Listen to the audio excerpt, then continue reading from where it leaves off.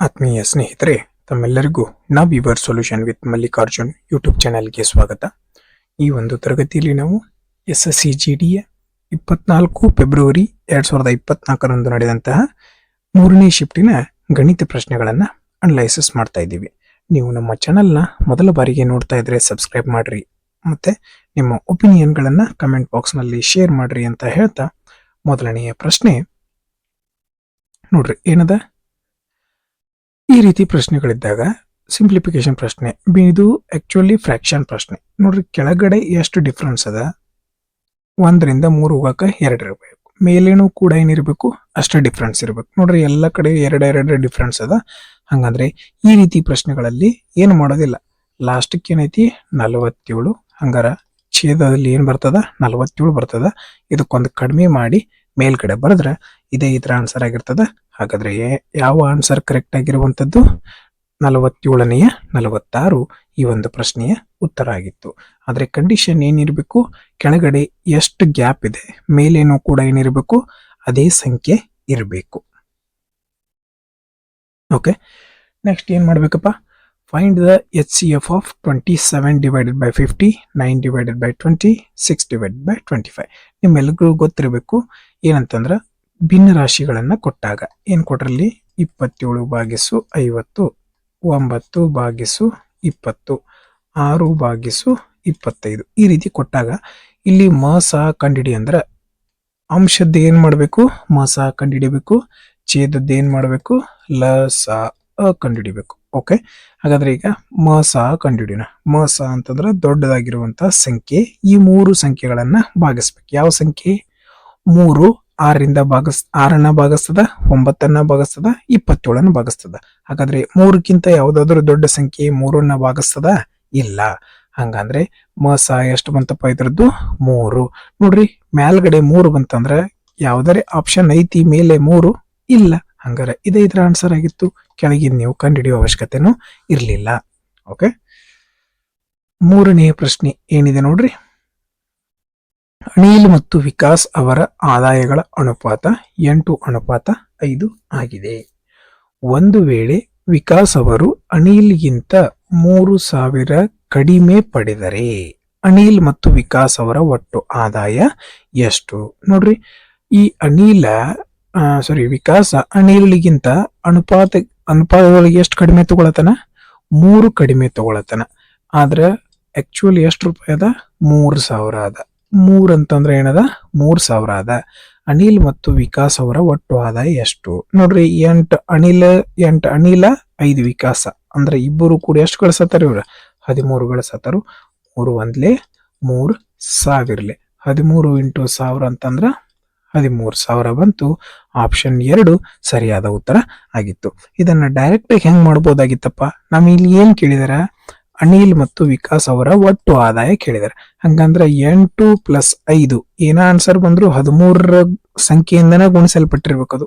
ನೋಡ್ರಿ, 13ರಿಂದ ಈ ಸಂಖ್ಯೆ ಬಾ ಹೋಗಂಗಿಲ್ಲ, ಈ ಸಂಖ್ಯೆ ಬಾ ಹೋಗ್ತದೆ, ಇದು ಬಾ ಹೋಗಂಗಿಲ್ಲ, ಇದು ಬಾ ಹೋಗಂಗಿಲ್ಲ. ಹಂಗಾದ್ರೆ ಡೈರೆಕ್ಟ್ ಆನ್ಸರ್ ಮಾಡಬಹುದಾಗಿತ್ತು 13,000 ಅಂತ ಹೇಳ್ಬಿಟ್ಟು.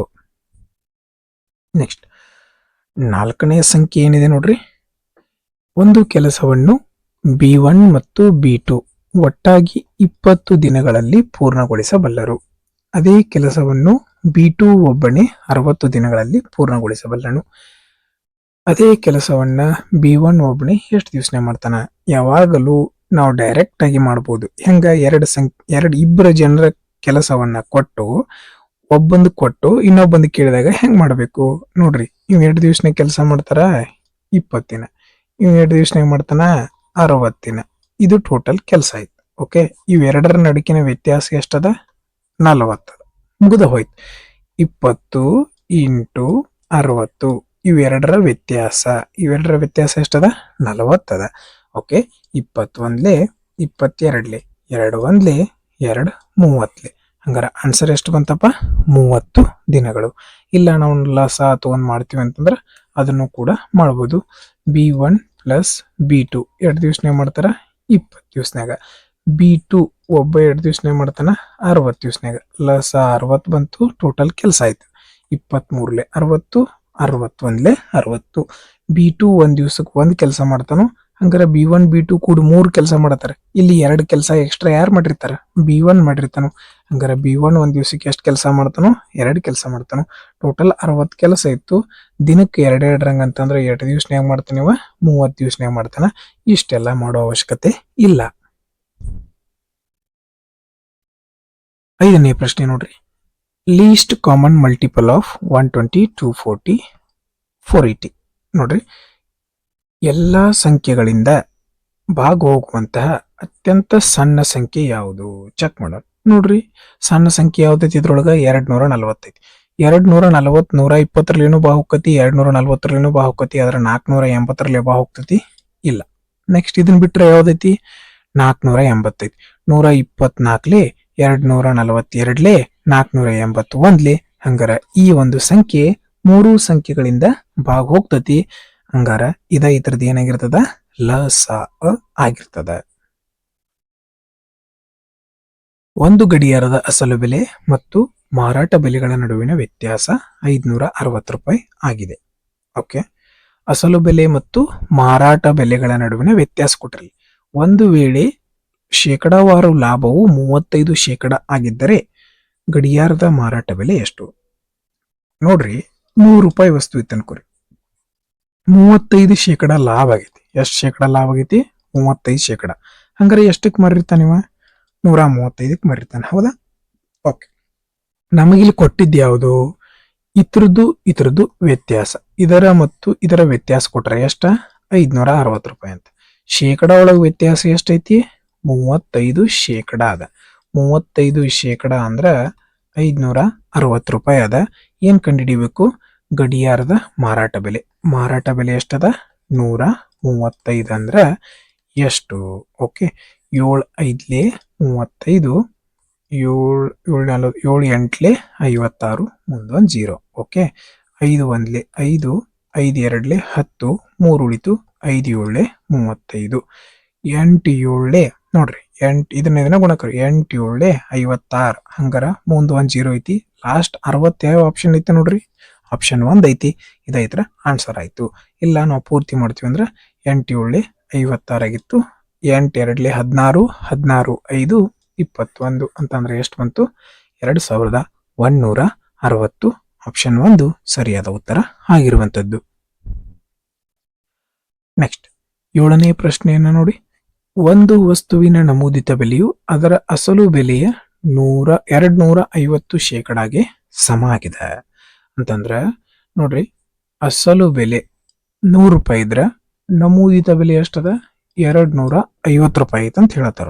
ಓಕೆ, ಒಂದು ವೇಳೆ 50% ರಿಯಾಯಿತಿ ನೀಡಿದರೆ ಗಳಿಸಿದ ಶೇಕಡಾವಾರು ಲಾಭ ಎಷ್ಟು? ನೋಡ್ರಿ, 50 ರೂಪಾಯಿ ಅಂತಂದ್ರ 50% ಅಂದ್ರ ಅರ್ಧ, ಹೌದಿಲ್ಲ? ಅರ್ಧ ಎಷ್ಟಾಗ್ತದ? 125 ರೂಪಾಯಿ ಆಗ್ತದ ಅರ್ಧ ಅಂತಂದ್ರ, ಹೌದಿಲ್ಲ? 50 ರೂಪಾಯಿ 50% ಡಿಸ್ಕೌಂಟ್ ಕೊಟ್ಟನು. 50% ಅಂದ್ರ ಅರ್ಧ ಆಗ್ತದ, ನಿಮ್ಗೆ ಗೊತ್ತಿರ್ಲಿ. 250 50% ಅಂದ್ರ 50 ಡಿವೈಡೆಡ್ ಬೈ 100, 1 2 ಅರ್ಧ ಆಗತ್ತೈತೆ, ಹೌದಲ್ಲ? ಹಂಗಾರ 125 ರೂಪಾಯಿ ಆಯ್ತು. 100 ರೂಪಾಯಿ ವಸ್ತುವನ್ನ 125 ರೂಪಾಯಿಗೆ ಮಾರಿದಾರೆ ಅಂದ್ರೆ ಎಷ್ಟು ರೂಪಾಯಿ ಲಾಭ ಆಗೈತಿ? ಇಲ್ಲಿ 25 ರೂಪಾಯಿ ಲಾಭ ಆಗಿದೆ. ಹಂಗಾರ ಆನ್ಸರ್ 25% ಸರಿಯಾಗಿರುವಂತದ್ದು. 8ನೇ ಪ್ರಶ್ನೆ ಏನ್ ಹೇಳ್ತಾ ಇದೆ ನೋಡಿ. 60 ಮತ್ತು 90 ಭಾಗಿಸಿದ ನಂತರ ಕ್ರಮವಾಗಿ 2 ಮತ್ತು 3 ಶೇಷವಾಗಿ ಉಳಿಸುವ ಅತ್ಯಂತ ದೊಡ್ಡ ಸಂಖ್ಯೆಯನ್ನ ಕಂಡಿಡ್ರಿ. 60ರಿಂದ ಭಾಗಿಸಿದಾಗ 2 ಶೇಷ ಉಳಿಯತ್ತಂದ್ರ ಅದು ಸಂಪೂರ್ಣ 58ರಿಂದ ಬಾ ಹೋಗ್ತೈತೆ, ಹೌದಿಲ್ಲ? 2 ಶೇಷ ಉಳಿಯತ್ತಂದ್ರ ಅದನ್ನ ಕಳೆದು ಬಿಡೋಣ. 90 ಭಾಗಿಸಿದಾಗ 3 ಶೇಷ ಉಳಿಯತ್ತಂದ್ರ ಅದು ಎಷ್ಟರಿಂದ ಸಂಪೂರ್ಣ ಬಾ ಹೋಗ್ತತಿ? 87ರಿಂದ ಸಂಪೂರ್ಣವಾಗಿ ಭಾಗ ಹೋಗಿರ್ತದ. ಅರ್ಥ ಆಯ್ತಲ್ಲ? 60ರಾಗ 2 ಕಳೆದ್ರ 58 ಬಂತು, 90ರಾಗ 3 ಕಳೆದ್ರ 87 ಬಂತು. ಹಂಗಾರೆ ಈ ಎರಡೂ ಸಂಖ್ಯೆಗಳನ್ನ ಭಾಗಿಸುವಂತ ದೊಡ್ಡ ಸಂಖ್ಯೆ ಯಾವ್ದು ನೋಡ್ರಿ? ದೊಡ್ಡದು ಯಾವ್ದೈತಿ ಇದ್ರೊಳಗ? ಆಪ್ಷನ್ ಒಳಗ ಹೆಲ್ಪ್ ತಗೋರಿ. 29 ದೊಡ್ಡದೈತಿ. 29 2 58, 29 3 87. ಹಂಗಾರ ಇದ ಒಂದೇ ಸಂಖ್ಯೆನ ಏನ್ ಮಾಡಿತ್ ನಮ್ಮದು? ಡಿವೈಡ್ ಮಾಡಿತು. ಹಂಗಾರ 29 ಈ ಒಂದು ಪ್ರಶ್ನೆಯ ಸರಿಯಾದ ಉತ್ತರ ಆಗಿತ್ತು. 9ನೇ ಪ್ರಶ್ನೆ ನೋಡ್ರಿ. 18 ವಿದ್ಯಾರ್ಥಿಗಳ ಸರಾಸರಿ ಅಂಕ 190 ಆಗಿತ್ತು. ಆದರೆ ಒಬ್ಬ ವಿದ್ಯಾರ್ಥಿಯ ಅಂಕವನ್ನು 64ರ ಬದಲು 46 ಎಂದು ತಪ್ಪಾಗಿ ನಮೂದಿಸಲಾಗಿದೆ. ಅಂದ್ರ ಮೊದಲಿಗೆ ಸರಾಸರಿ ಎಷ್ಟಿತ್ತಪ್ಪ, ಅದು 190 ಅವ್ರದ್ದು. ಹೌದಾ? ಈ ಒಬ್ಬ ವಿದ್ಯಾರ್ಥಿ ಸಂಬಂಧಿ ಇವನ್ನ 64 ಬರೀ ಬದ್ಲಿ ಏನ್ ಮಾಡಿರ್ಲಿ 46 ಬರ್ದಾರ. ಅಂದ್ರೆ ಈಗ ಹೆಚ್ಚಾಕತಿ ಹೋದಲು ಸರಾಸರಿ. ಹೌದಾ? ಹೆಚ್ಚಾಗ್ತದ ಅಂದ್ರ ಪ್ಲಸ್ 64ರಾಗ 46 ಕಳೆದ್ರ ಎಷ್ಟು ಬಂತು ನೋಡ್ರಪ್ಪ, 18 ಬಂತು. ಹಂಗಾರ ಎಷ್ಟು ಹೆಚ್ಚಾಗಬೇಕೀಗ, 18 ಮಾರ್ಕ್ಸ್ ಹೆಚ್ಚಾಗಬೇಕು. ಅದು ಎಷ್ಟು ಮಂದಿ ನಡಕ, ಮೊದಲಿಗೆ ಒಬ್ಬೊಬ್ಬರು ಸರಾಸರಿ ಕಂಡುಹಿಡಿಬೇಕಲ್ಲ ನಾವು. 18 ಮಂದಿ ನಡಕ 18 ಮಾರ್ಕ್ಸ್ ಹೆಚ್ಚಾಗ್ಯಾವ ಅಂತಂದ್ರೆ ಎಷ್ಟು ಮಾರ್ಕ್ಸ್ ಹೆಚ್ಚಾಗಬೇಕು, 1 ಮಾರ್ಕ್ಸ್ ಹೆಚ್ಚಾಗಬೇಕು. ಮೊದಲಿಗೆ 190 ಇತ್ತು, ಈಗ ಒಂದು ಹೆಚ್ಚಾಗಿತ್ತು ಅಂತಂದ್ರೆ ಎಷ್ಟಾಯ್ತು, 191 ಆಯ್ತು. ಆಪ್ಷನ್ 3 ಸರಿಯಾದ ಉತ್ತರ ಆಗಿರುವಂತದ್ದು. ಓಕೆ, ನೆಕ್ಸ್ಟ್ ಇದನ್ನ ಇನ್ನೊಂದು ರೀತಿನೂ ಮಾಡ್ಕೋಬಹುದು. ನೀವು ಏನ್ ಮಾಡ್ಕೋಬಹುದಪ್ಪ ಅಂತಂದ್ರ ಟೋಟಲ್ 18 ಇಂಟು 190 ಇದರ ಮೊತ್ತ ಕಂಡು ಹಿಡ್ಕೋಬೇಕು. ಆಮೇಲೆ ಎಷ್ಟು ಹೆಚ್ಚಿಗೆ ಅದಕ್ಕೆ 18 ಕೂಡಿಸ್ಬೇಕು. 18 ಕೂಡಿಸಿ ಆಮೇಲೆ ಏನ್ ಮಾಡ್ಬೇಕು, ಅದನ್ನ 18ರಿಂದ ಭಾಗಿಸಿದ್ರು ಕೂಡ ಅವಾಗೂ ಇಷ್ಟೇ ಉತ್ತರ ಬರ್ತದ. ಬಟ್ ಅಷ್ಟೆಲ್ಲ ಮಾಡುವಷ್ಟು ಟೈಮ್ ಇರೋದಿಲ್ಲ.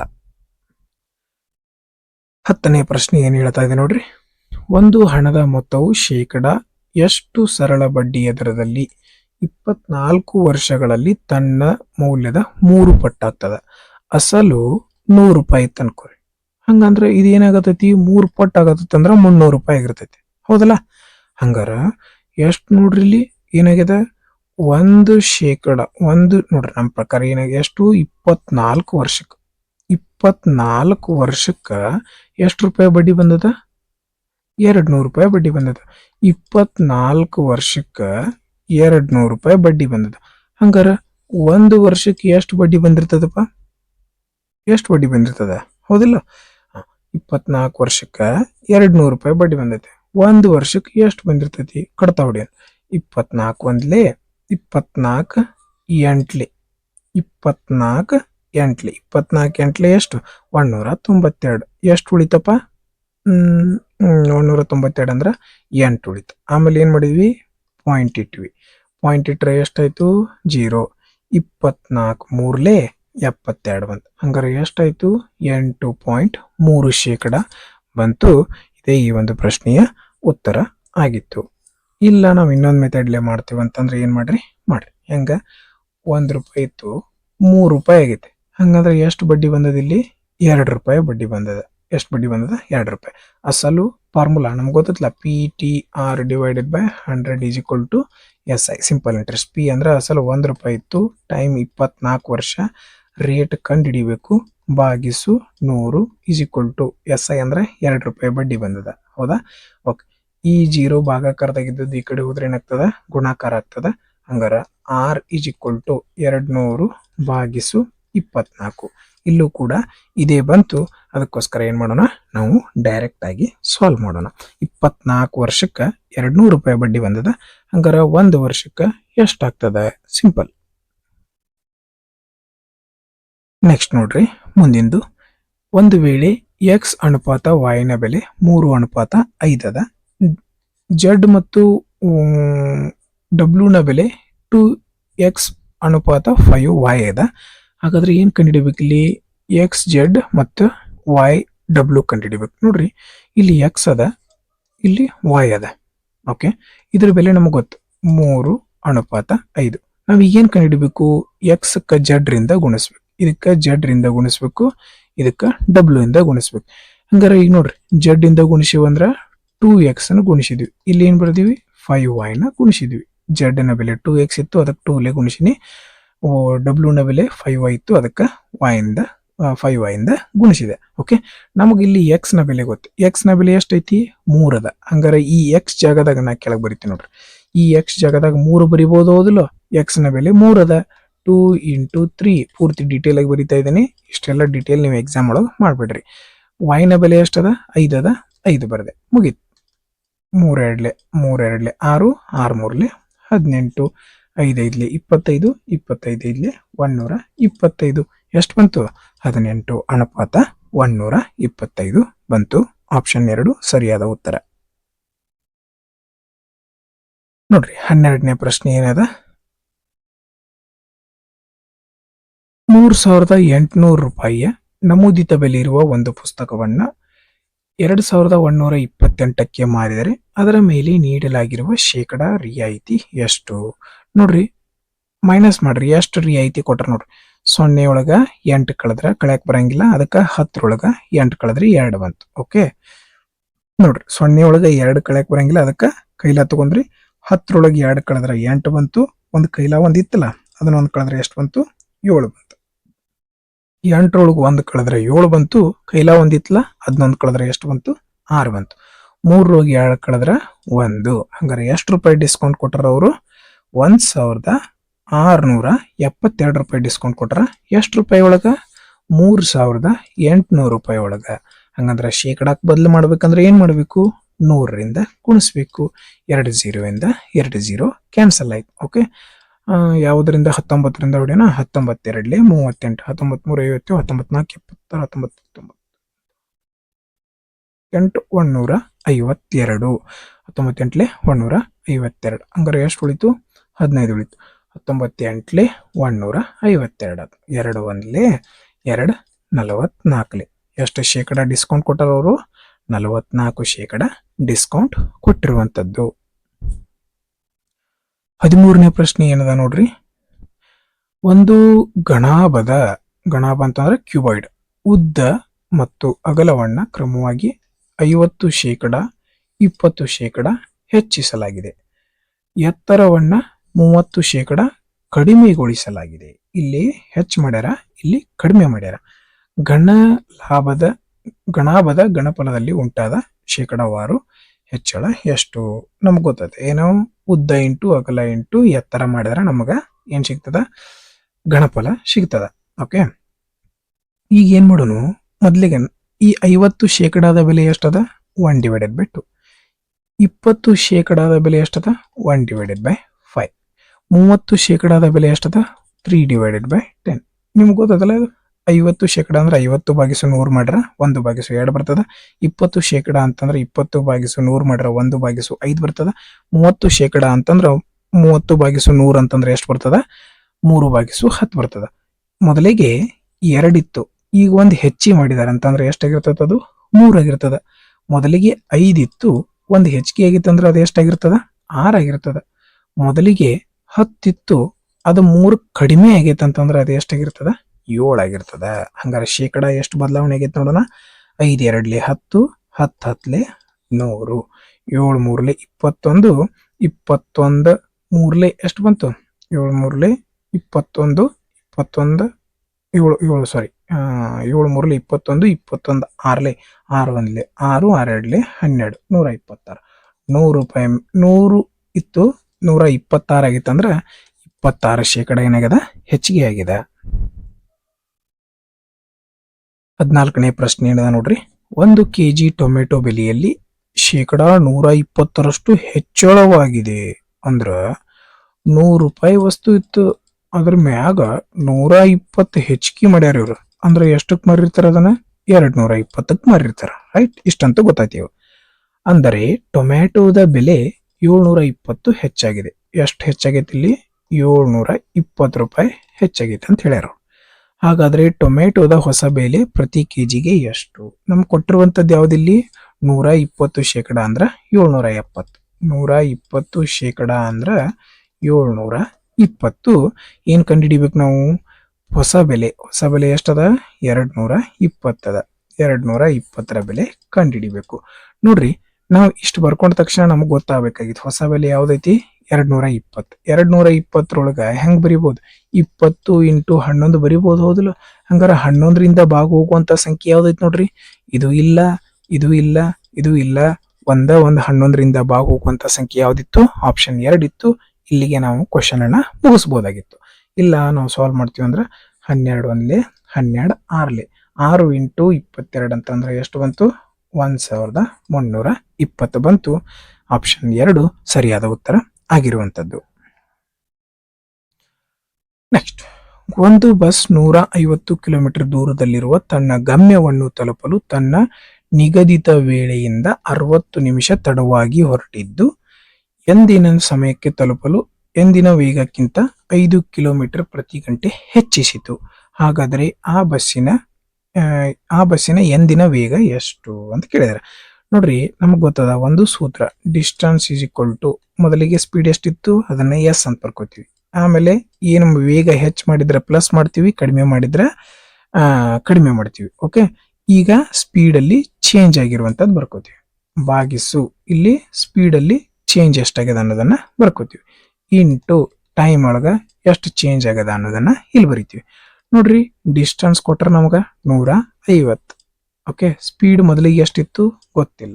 ಓಕೆ, ಮೊದಲಿಗೆ ಸ್ಪೀಡ್ ಎಷ್ಟಿತ್ತು ಗೊತ್ತಿಲ್ಲ. ಇಲ್ಲಿ ಸ್ಪೀಡ್ ಹೆಚ್ಚಿಗೆ ಮಾಡ್ಯಾರ ಅಂತಂದ್ರೆ ಪ್ಲಸ್ ಮಾಡಿದ್ವಿ. ಎಷ್ಟು ಹೆಚ್ಚಿಗೆ ಮಾಡ್ಯಾರ? 5 ಹೆಚ್ಚಿಗೆ ಮಾಡ್ಯಾರ, 5 ಬರಿದ್ವಿ. ಕೆಳಗೆ ಎಷ್ಟು ಸ್ಪೀಡ್ ಚೇಂಜ್ ಆಗೈತಿ? 5 ಚೇಂಜ್ ಆಗೈತಿ, 5 ಬರಿದ್ವಿ. ಟೈಮು 60 ನಿಮಿಷ ಅಂತ ಕೊಟ್ಟಾರ, ಬಟ್ ನಮ್ಗೆ ಎದ್ರೊಳಗೆ ಬೇಕು? ಗಂಟೆ ಒಳಗೆ ಬೇಕು. 60 ನಿಮಿಷನ ಏನ್ ಮಾಡೋಣ, ಗಂಟೆಗೆ ಬದಲು ಮಾಡ್ಕೊಳ್ಳೋಣ. 60ರಿಂದ 60 ಹೋಯ್ತು. ಓಕೆ, ಈ 5 ಭಾಗಾಕಾರದಾಗೈತಿ, ಈ ಕಡೆ ಬಂದ್ರೆ ಏನಾಗ್ತದ? ಗುಣಾಕಾರದೊಳಗೆ ಆಗ್ತದ. ಓಕೆ, ಹಂಗಾರ 15 ಐದ್ಲೆ 75. ಹಂಗಾರೆ ಈಗ ಎಷ್ಟು ಬರಬೇಕು? 750 ಬರಬೇಕು. ಯಾವ್ದ್ರ ಉತ್ತರ? ಎಸ್ ಇಂಟು ಎಸ್ ಪ್ಲಸ್ 5 ನ ಉತ್ತರ. ಹಂಗಾರೆ ಈ ಕೊಟ್ಟಿರುವಂತ ಆಪ್ಷನ್ ನಾವು ಎಸ್ ಕಂಡು ಹಿಡಿಬೇಕು, ಹೌದಲ್ಲ? ಹಂಗಾರೆ ಈ ಆಪ್ಷನ್ ಮುಖಾಂತರ ನೋಡೋಣ ಯಾವ್ದು ಎಸ್ ಸೂಟೇಬಲ್ ಆಗ್ತೈತಿ. 20 ಇಂಟು 25 ಕೂಡಿಸಿದ್ರೆ 25. 20 ಇಂಟು 25 500 ಆಗ್ತೈತಿ. ನಮಗೆ ಎಷ್ಟು ಉತ್ತರ ಬರಬೇಕು? 750 ಬರ್ಬೇಕು. 25 ಪ್ಲಸ್ 5 ಕೂಡಿಸಿರ 30. 25 ಮೂರ್ಲೆ 75 ಬರ್ತೈತಿ, 750 ಬರ್ತೈತಿ. ಹಂಗಾರ 25 ಕಿಲೋಮೀಟರ್ ಪ್ರತಿ ಗಂಟೆ ಈ ಒಂದು ಪ್ರಶ್ನೆಯ ಉತ್ತರ ಆಗಿತ್ತು. 16ನೇ ಪ್ರಶ್ನೆ ಏನ್ ಹೇಳತೈತಿ ನೋಡ್ರಿ. 8 ದಿನಗಳ ಕಾಲ ಕೆಲಸ ಮಾಡಿದ ನಂತರ ಕೇವಲ 10% ಕೆಲಸವು ಪೂರ್ಣಗೊಂಡಿದೆ. ಓಕೆ, ಎಂದು ಪಾಯಲ್ ಕಂಡುಕೊಂಡಳು. ಅವಳು ಪಾಯಲ್ಗಿಂತ 50% ಹೆಚ್ಚು ದಕ್ಷತೆಯುಳ್ಳ ಪಿಂಕಿಯನ್ನು ಕೆಲಸಕ್ಕೆ ನೇಮಿಸಿಕೊಂಡಳು. ಓಕೆ, ಉಳಿದ ಕೆಲಸವನ್ನ ಪೂರ್ಣಗೊಳಿಸಲು ಅವರಿಬ್ಬರು ಒಟ್ಟಾಗಿ ಎಷ್ಟು ದಿನಗಳನ್ನು ತೆಗೆದುಕೊಳ್ಳಬಹುದು? ನೋಡ್ರಿ, ಒಬ್ಬಕ್ಕಿದಳು ಪಿಂಕಿ, ಇನ್ನೊಬ್ಬಕ್ಕಿದಳು ಪಾಯಲ್. ಪಾಯಲ್ಲ ಏನ್ ಮಾಡತಾಳು? 10% ಕೆಲಸ ಮಾಡತಾಳೆ 8 ದಿವಸ ಮಟ್ಟ. ಬರೀ 8 ದಿವಸನಾಗ ಎಷ್ಟು ಕೆಲಸ ಮಾಡ್ಲಿಕ್ಕೆ? 10% ಕೆಲಸ ಮಾಡ್ಯಾಳ. ನೋಡ್ರಿ, ಮುಂದೇನ್ ಕೊಟ್ರು? 50% ಹೆಚ್ಚು ದಕ್ಷತೆಯುಳ್ಳ ಪಿಂಕಿಯನ್ನ ನೇಮಿಸ್ಕೊತಾಳ. ಅಂದ್ರ ಈ ಪಿಂಕಿ, ಇದನ್ನ ನಾನು ನಿಮಗೆ ಬರೆದು ತೋರಿಸ್ತೀನಿ. 100 ಕೆಲಸ ಮಾಡ್ತಿದ್ಲ ಅಂದ್ರೆ ಈಗ 50 ಹೆಚ್ಚಿಗೆ ಅಂದ್ರೆ ಎಷ್ಟು ಕೆಲಸ ಮಾಡ್ತಿರ್ತಾಳೆ? 150. ಇದನ್ನ ನಾವು ಫ್ರಾಕ್ಷನ್ ಒಳಗೆ ಬರ್ಕೋಬಹುದಲ್ಲ, 52ಲೆ 53ಲೆ. ಅಂದ್ರ ಪಾಯಲ್ 2 ಕೆಲಸ ಮಾಡ್ತಿದ್ಲಂದ್ರ ಪಿಂಕಿ ಎಷ್ಟು ಕೆಲಸ ಮಾಡ್ತಾಳು? 3 ಕೆಲಸ ಮಾಡ್ತಾಳಂತ. ಓಕೆ, ಈಗ ನೋಡ್ರಿ, ಈಕಿ ಪಿಂಕಿ ಪಾಯಲ್ ಎಷ್ಟು ಕೆಲಸ ಮಾಡ್ಯಾಳು? 8 ದಿವಸ ಕೆಲಸ ಮಾಡ್ಯಾಳು. 1 ದಿವಸಕ್ಕೆ ಎಷ್ಟು ಮಾಡ್ತಾಳೆ? 2. ಹಂಗಾರ 8 2ಲೆ ಎಷ್ಟಾಯ್ತ? 16 ಆತ, ಹೌದಲ್ಲ? ಹಂಗಾರ ಈ ಪಾಯಲ್ ಏನ್ ಮಾಡ್ತಾಳು? 1 ದಿವಸಕ್ಕೆ 16 ಕೆಲಸ ಮಾಡಿ ಮುಗಿಸಿದಾಳಿಗೆ. ಎಷ್ಟು ಕೆಲಸ ಮಾಡ್ಯಾಳು? 16 ಕೆಲಸ. ಹೆಂಗ? ಈಗ 1 ದಿವಸಕ್ಕೆ 2 ಮಾಡ್ತಾಳು, 8 ದಿವಸ ಕೆಲಸ ಮಾಡ್ಯಾಳಂದ್ರ 16 ಕೆಲಸ ಆಗಿದೆ. ಈ 16 ಕೆಲಸ ಎಷ್ಟು ಶೇಕಡ ಅದ? 10%. ಈ 10% ಕೆಲಸ ಪೂರ್ಣ ಆಗೈತೆ, ಹೌದಲ್ಲ? 16 ಕೆಲಸ ಅಂದ್ರೆ ಎಷ್ಟು ಪರ್ಸೆಂಟ್ ಐತಿ? 10% ಐತಿ. ಹಂಗಾರ ಇನ್ನು ಉಳಿದ ಕೆಲಸ ಎಷ್ಟು ಇರ್ತತಿ? 90% ಇರ್ತತಿ. ಹಂಗಾರ ನೋಡ್ರಿ, ಕಡ್ತಾ ಹೊಡೀರಿ. 0 ಇಂದ 0 ಹೋಯ್ತು. 16 9ಲೆ ಎಷ್ಟು?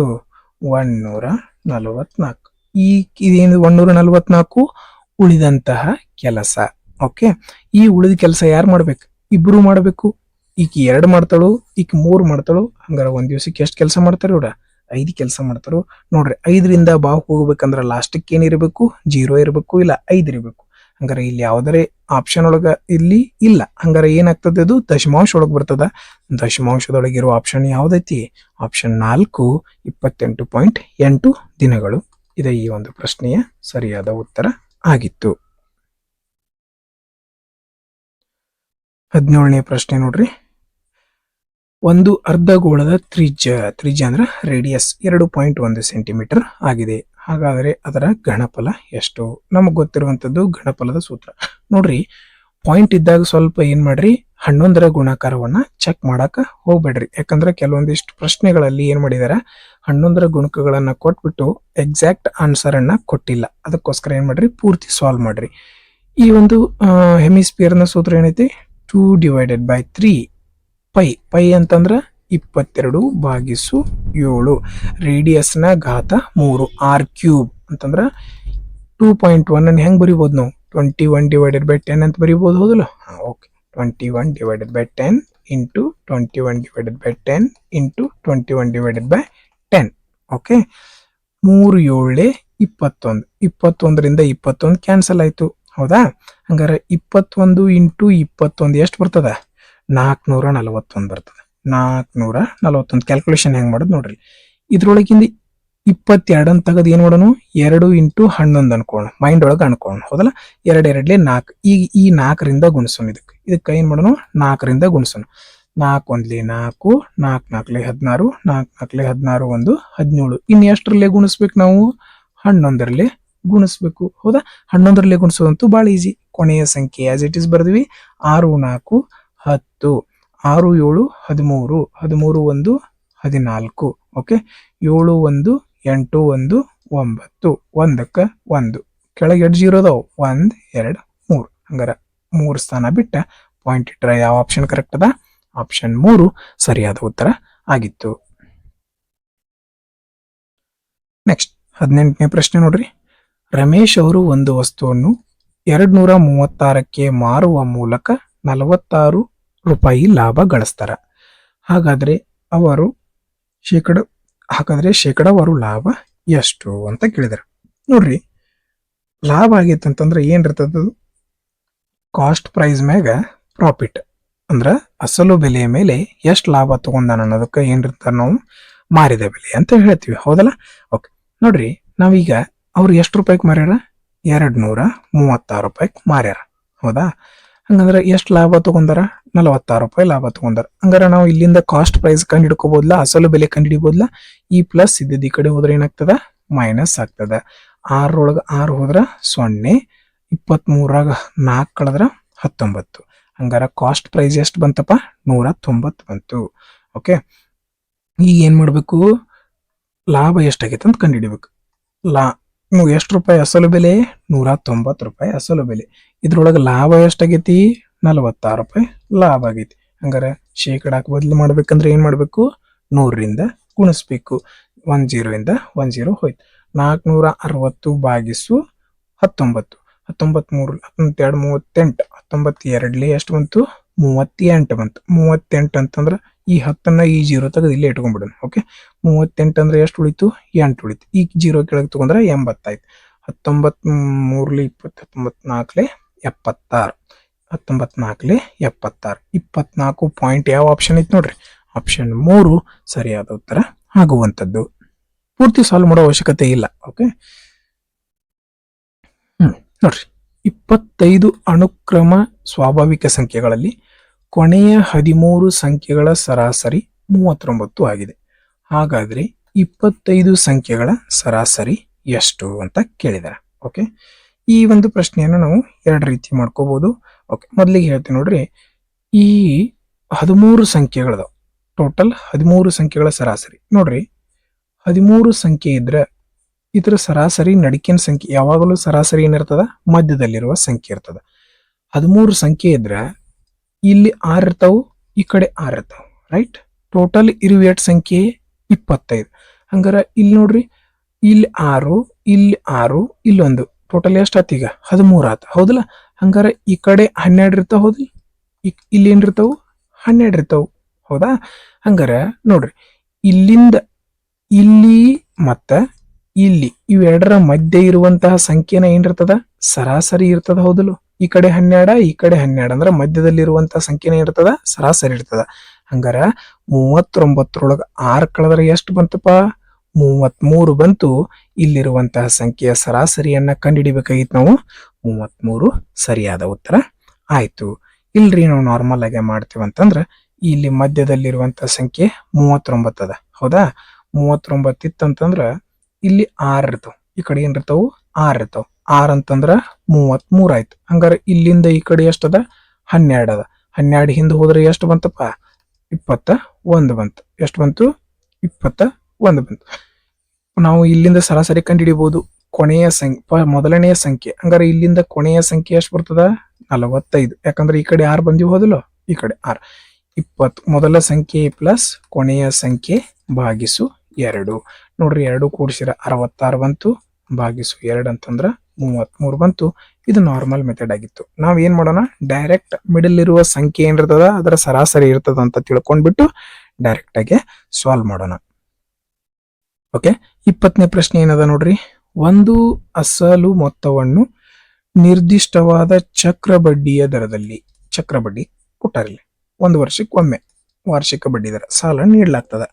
ಈ ಮೊತ್ತವು 3 ವರ್ಷಗಳ ಕೊನೆಯಲ್ಲಿ ಎಷ್ಟು 13,310 ಆಗ್ತದ. 4 ವರ್ಷದ ಕೊನೆಯಲ್ಲಿ 14,441 ಆಗ್ತದ. ಹಂಗಾರೆ ಚಕ್ರ ಬಡ್ಡಿ ಯಾವಾಗಲೂ ಏನಾಗ್ತದ, ಬಡ್ಡಿ ಮೇಲೆ ಬಡ್ಡಿ ಬಡ್ಡಿ ಮೇಲೆ ಬಡ್ಡಿ ಬರೋದ್ರಿಂದ ಇಲ್ಲಿಂದ ನಾವು ಮೊದಲಿಗೆ ಏನ್ ಕಂಡುಹಿಡ್ಕೋಬಹುದು, ಈಸಿಯಾಗಿ ಎಷ್ಟು ರೇಟ್ ಅದ, 1 ವರ್ಷಕ್ಕೆ ಎಷ್ಟು % ಬಡ್ಡಿ ಐತೆ ಅಂತ ಕಂಡುಹಿಡ್ಕೋಬಹುದು. ಹೌದಲ್ಲ, ನೋಡ್ರಿ ಇಲ್ಲಿ 1ರಾಗ 0 ಹೋದ್ರ 1 ಬಂತು, 4ರಾಗ 1 ಹೋದ್ರ 3 ಬಂತು, 6ರಾಗ 3 ಹೋದ್ರ 3 ಬಂತು, 4ರಾಗ 3 ಹೋದ್ರ 1 ಬಂತು, 1ರಾಗ 1 ಹೋದ್ರ 0. ಹಂಗಾರೆ ಎಷ್ಟು ಬಡ್ಡಿ ಬಂದದಪ್ಪ ಇಲ್ಲಿ, 1,331 ರೂಪಾಯಿ ಬಡ್ಡಿ ಬಂದದ. ಯಾವಾಗ 3ನೇ ವರ್ಷಕ್ಕೆ ಎಷ್ಟಿತ್ತು ನೋಡ್ರಿ, 13,310 ರೂಪಾಯಿಕ ಎಷ್ಟು ಬಡ್ಡಿ ಬಂದದ, 1,331 ರೂಪಾಯಿ ಬಡ್ಡಿ ಬಂದದ. ಹಂಗಾರೆ ಶೇಕಡಾಕ್ ಬದಲು ಮಾಡ್ಬೇಕಂದ್ರೆ 100ರಿಂದ ಗುಣಿಸ್ತೀವಿ. 0ಯಿಂದ 0 ಹೋಯ್ತು, 1,331 ಒಂದ್ಲೆ 1,331 ಒಂದ್ಲೆ. ಹಂಗಾರೆ ಇಲ್ಲಿ ಏನ್ ಉಳಿತು, 10 ಉಳಿತು. ಹಂಗಾರೆ ಎಷ್ಟು ಶೇಕಡ ಬಡ್ಡಿ ಐತ, 10% ಬಡ್ಡಿ ಇರುವಂತದ್ದು. ಓಕೆ, ಈಗ ನೋಡ್ರಿ ಮೊದಲಿಗೆ 10% ಭಿನ್ನರಾಶಿ ರೂಪ ನಿಮಗೆ ಗೊತ್ತಲ್ಲ, 1/10. ಹೌದಾ, ಓಕೆ, 10% ಅಂದ್ರೆ 1/10. ಮೊದಲಿಗೆ 10 ರೂಪಾಯಿ ಇತ್ತು, ಎಷ್ಟು ರೂಪಾಯಿ ಬಡ್ಡಿ ಬಂದದ, 1 ರೂಪಾಯಿ ಬಡ್ಡಿ ಬಂದದ ಅಂತಂದ್ರೆ ನಾವು ಆ ಮೊತ್ತ ಎಷ್ಟಾಯ್ತು, 11 ರೂಪಾಯಿ ಆಯ್ತು. ನಮಗ್ ಗೊತ್ತದ 3 ವರ್ಷಕ್ಕಂತಂದ್ರ 3 ಕ್ಯೂಬ್ ಮಾಡ್ತೀವಿ. ಇದನ್ನ ಏನ್ ಮಾಡ್ತೀವಿ, ಕ್ಯೂಬ್ ಮಾಡ್ತೀವಿ. 3 ವರ್ಷಕ್ಕಂದ್ರ ಕ್ಯೂಬ್. ಇದು ಅಸಲು, ಇದು ಮೊತ್ತ. ಹೌದಾ, 10 ರೂಪಾಯಿ ಇತ್ತು, 1 ರೂಪಾಯಿ ಬಡ್ಡಿ ಬಂದತ್ತಂದ್ರ 11 ರೂಪಾಯಿ ಆಯ್ತು. ನೋಡ್ರಿ ಇಲ್ಲಿ 10 ಇಂಟು 10 ಅಂದ್ರೆ ಎಷ್ಟು ಬರ್ತದ, 1000 ಬರ್ತದ. 11 ಇಂಟು 11 ಅಂದ್ರೆ ಎಷ್ಟು ಬರ್ತದ, 1,331 ಬರ್ತದೆ. 1,331 ಬಂತು. ಓಕೆ, ಹಂಗಾರೆ ಇಲ್ಲಿ ಏನ್ ಬೇಕಾಗಿತ್ತು ನಮ್ಗೀಗ, ಏನ್ ಕೊಟ್ಟರು, 3 ವರ್ಷದ ಅಮೌಂಟ್ ಕೊಟ್ಟರು. ಎಷ್ಟು, 1,331. 1,331 ಅಂತಂದ್ರೆ ಎಷ್ಟು ಕೊಟ್ರು, 13,310 ಕೊಟ್ರು. ಹಂಗಾರೆ 3 ವರ್ಷದ ಹಿಂದೆ ಎಷ್ಟಿತ್ತು, 1,000 ರೂಪಾಯಿ ಇತ್ತು. 1,000 ರೂಪಾಯಿ ಅಂದ್ರೆ ಎಷ್ಟು, 1 10 ಇಂಟು 1000 ಅಂತಂದ್ರೆ 10,000 ಆಯ್ತು. ಆಪ್ಷನ್ 4 ಸರಿಯಾದ ಉತ್ತರ ಆಗಿತ್ತು. ಆತ್ಮೀಯ ಸ್ನೇಹಿತರೆ, ತಮ್ಮೆಲ್ಲರಿಗೂ ಈ ಒಂದು ವಿಡಿಯೋ ಇಷ್ಟ ಆಗಿದೆ ಅಂತ ಭಾವಿಸ್ತೀನಿ. ಈ ಒಂದು ವಿಡಿಯೋ ನಿಮ್ಮೆಲ್ಲರಿಗೂ ಇಷ್ಟ ಆಗಿದ್ರೆ ಲೈಕ್ ಮಾಡ್ರಿ. ಅದೇ ರೀತಿ ನೀವು ಸಬ್ಸ್ಕ್ರೈಬ್ ಆಗಿಲ್ಲ ಅಂದ್ರೆ ಸಬ್ಸ್ಕ್ರೈಬ್ ಮಾಡ್ಕೊಡ್ರಿ, ಮತ್ತೆ ನಿಮ್ಮ ಫ್ರೆಂಡ್ಸ್ಗೂ ಕೂಡ ಶೇರ್ ಮಾಡ್ರಿ ಅಂತ ಹೇಳ್ತಾ ಈ ಒಂದು ವಿಡಿಯೋವನ್ನ ನೋಡಿದ್ದಕ್ಕಾಗಿ ಧನ್ಯವಾದಗಳು.